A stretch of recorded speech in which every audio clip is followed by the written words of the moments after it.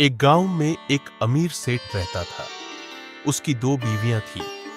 बड़ी बहू देखने में कुरूप थी, पर बड़ी बहू का स्वभाव बहुत ही शांत और सीधा था, जबकि छोटी बहू बहुत खूबसूरत थी और अपनी खूबसूरती पर उसे बहुत घमंड था।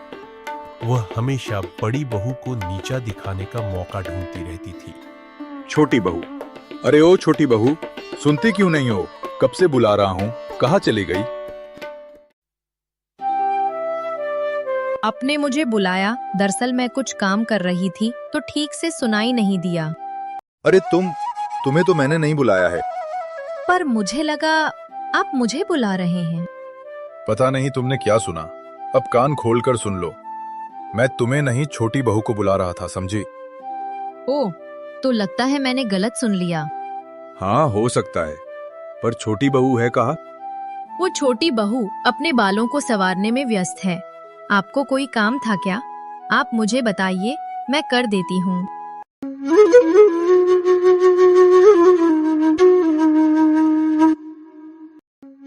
ओह, आने में जरा देर हो गई तो मेरी शिकायत करनी शुरू कर दी। नहीं, मैंने तो ऐसा कुछ नहीं कहा।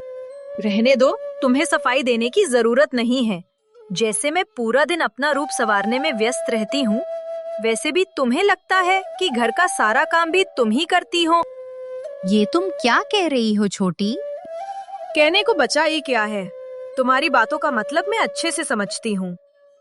और कितना झूठ बोलोगी तुम मेरे बारे में? ठीक ही कह रही हूँ मैं। और कितना झूठ बोलोगी तुम मेरे बारे में? हे भगवान, ये कैसे दिन आ गए हैं? अब इनके सामने तुम मुझे छोटा साबित कर रही हो। बस यही सुनना बाकी रह गया था। रुको रुको छोटी, अब बस भी करो। वो नहीं, तुम चुप हो जाओ बड़ी बहू। बात बात पर झगड़ा मुझे बिल्कुल पसंद नहीं है।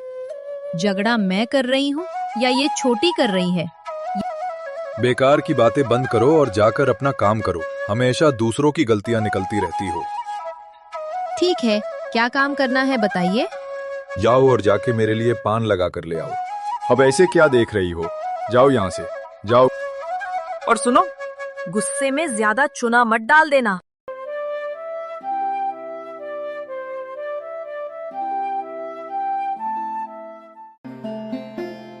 अरे अरे छोटी बहू, सुनो तो जरा। अरे नहीं, रहने दीजिए, मैं सब समझती हूँ। अरे सुनो सुनो, मुझे तुम्हें एक बात बतानी है, सुनो ना। क्या बात है? कल सुबह मैं व्यापार के लिए जाऊंगा और देश विदेश में व्यापार करके 1 महीने बाद लौटूंगा। इसलिए क्या? देखो, बड़ी बहू को कुछ भी मत बताना, समझ गई? उस काली कलूटी बड़ी बहू का चेहरा देखकर व्यापार करने जाऊंगा तो बहुत भारी नुकसान हो जाएगा। हाँ, सही कहा आपने। बहुत सारे निर्लज्ज देखे हैं, पर उसके जैसा नहीं देखा।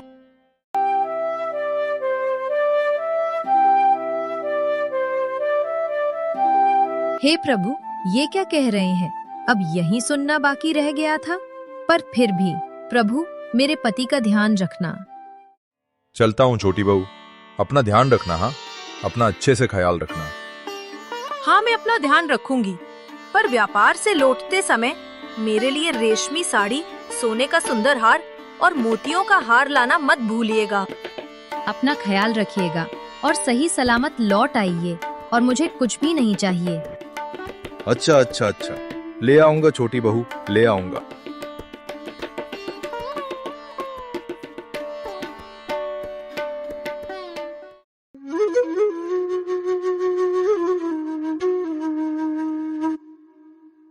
अरे, यहाँ ऐसे खाली बैठकर किसका बुरा सोच रही हो तुम?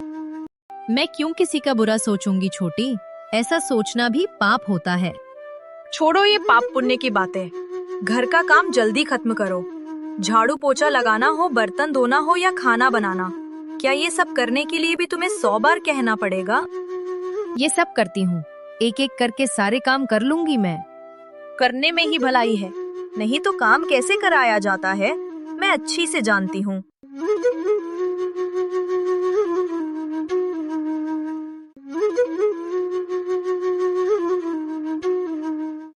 अरे, अपने लंबे बालों को तो मैं संवार ही नहीं पा रही हूँ। मैं सवार दूं छोटी? तुम सवारोगी मेरे बाल? बालों को कैसे सवारा चाहता है वो तुम क्या जानो।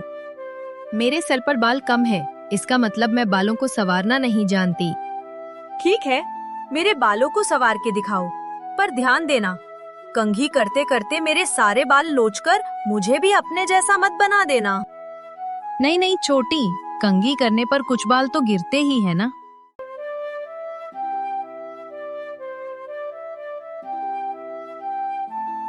ओह, खींच खींच कर मेरे सारे बाल ही निकाल दिए। बाल बनाने के बहाने तुम मेरे सारे बाल नोच कर और मुझे गंजी बनाना चाहती हो। रुको, आज मैं तुम्हें सही सबक सिखाती हूँ। बस बस, थोड़े से ही तो गिरे हैं। अरे अरे, छोड़ो छोड़ो मुझे बहुत दर्द हो रहा है छोटी। छोड़ो, तुम्हारे बालों को हाथ नहीं लगाऊंगी, मैं कभी हाथ नहीं लगाऊंगी। अब जाकर तुम्हारा रूप निखरा है। ऐसा लग रहा है जैसे बंदरों के राज्यों की राजकुमारी हो। नहीं, बहुत हो गया, पर अब और नहीं। अब मैं यहाँ नहीं रहूंगी। तुम अपनी गृहस्थी खुद ही संभालो, मैं जा रही हूँ यहाँ से। जा रही हो, जाओ। आखिर जाओगी कहाँ? घूम फिर कर तो यहीं आओगी, और जो तुम वापस आओगे ना, तो देखना मैं तुम्हारा क्या करती हूँ। अपमानित होकर और दुख से भरी हुई बड़ी बहू ने घर छोड़ दिया और जंगल की ओर चली गई। वह सोच रही थी कि लोगों की दुनिया में उसका कोई स्थान नहीं है, क्योंकि वह इतनी सुंदर नहीं है। वह अब जंगल में ही रहना चाहती थी। मेरे पास न रूप है और न रंग, मैं कैसे लोगों के सामने जाऊंगी? इससे अच्छा है मेरा इस जंगल में रहना। अरे, इस पेड़ के नीचे कितनी गंदगी पड़ी है। जाने से पहले मैं यहाँ थोड़ी सी साफ सफाई कर देती हूँ।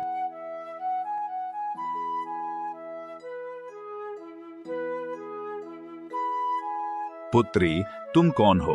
तुम्हारा दयालु स्वभाव देखकर मैं बहुत खुश हुआ। तुम्हारे सारे दुख दर्द दूर हो जाएं और तुम हमेशा खुश रहो। बड़ी बहू ने अपनी यात्रा जारी रखी। उसे एक केले का पेड़ दिखा जो अपने फलों के भर से झुक गया था। वह पेड़ को सहारा देने के लिए कुछ ढूंढने लगी। अरे रे रे, वो केले का पेड़ फलों के बोझ से कैसे झुक गया है? ना ना ना ना, कैसे भी करके उसे सीधा करना ही होगा मुझे। पर मैं करूँ तो क्या करूँ? मिल गया, इस सूखी डाली से मैं इस पेड़ को सहारा दे देती हूँ।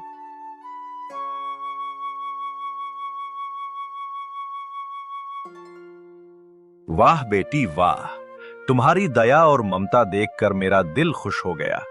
भगवान करे तुम्हारे सारे दुख दूर हो जाएं और तुम सदा सुखी रहो।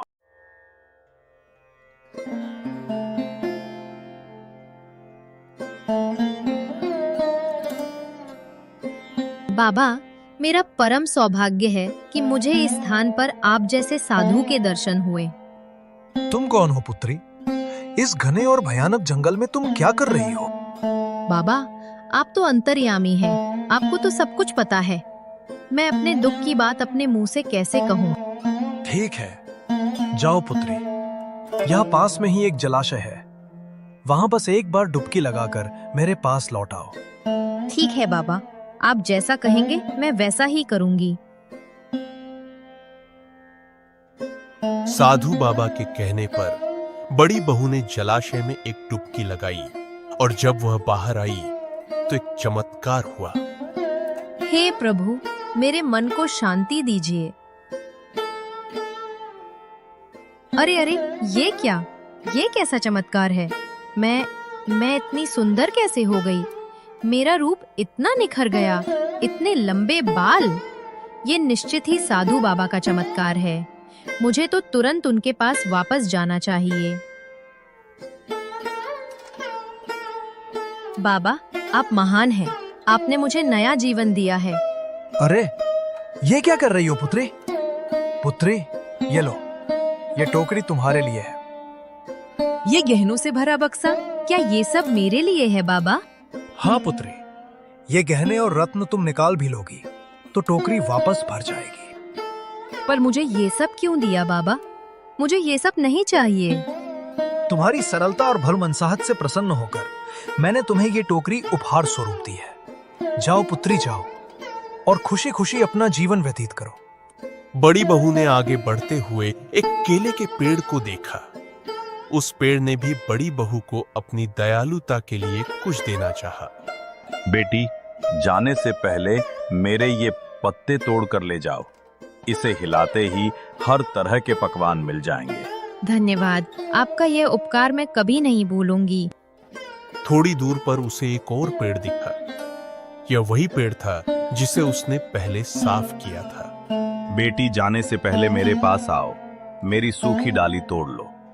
उसे हिलाते ही तुम्हें रेशम और मलमल जैसे हर तरह के कपड़े मिल जाएंगे।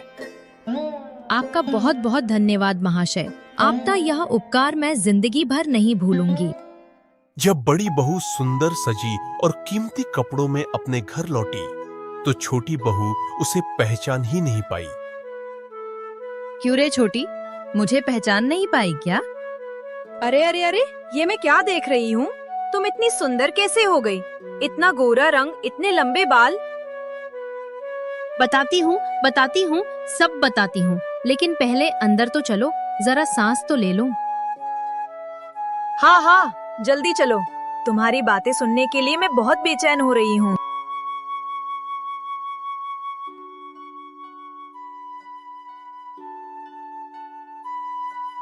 तो ये सब हुआ मेरे साथ। अब समझी तुम कि क्या हुआ था, पर जो भी हुआ बहुत अच्छा हुआ। चलो अब हम दोनों इसे आपस में बांट लेते हैं। अभी कहाँ हुआ है? असली काम तो अब होगा। मुझे इन रत्नों की जरूरत नहीं है, तुम इन्हें रखो। मैं जंगल जाऊंगी और तुमसे भी ज्यादा सुंदर और धनवान होकर लौटूंगी। घमंड से भरी छोटी बहू अगले दिन उसी जंगल में पहुंची। रास्ते में उसे वही गंदगी वाला स्थान मिला।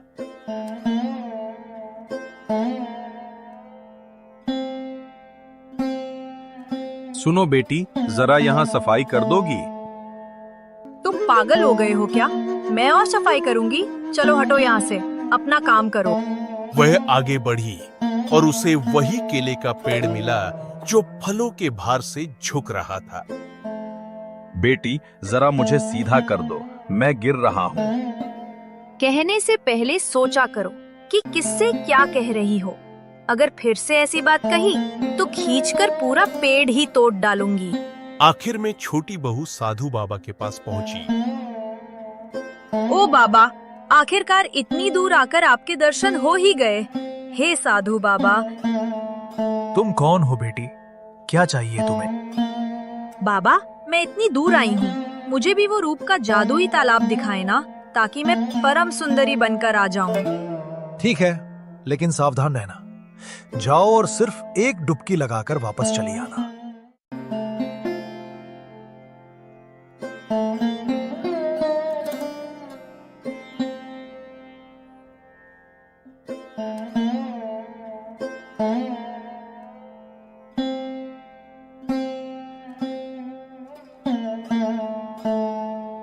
वाह, मेरे शरीर का रंग कितना निखर गया है। अगर एक डुबकी से ऐसा हुआ तो दूसरी डुबकी से क्या होगा?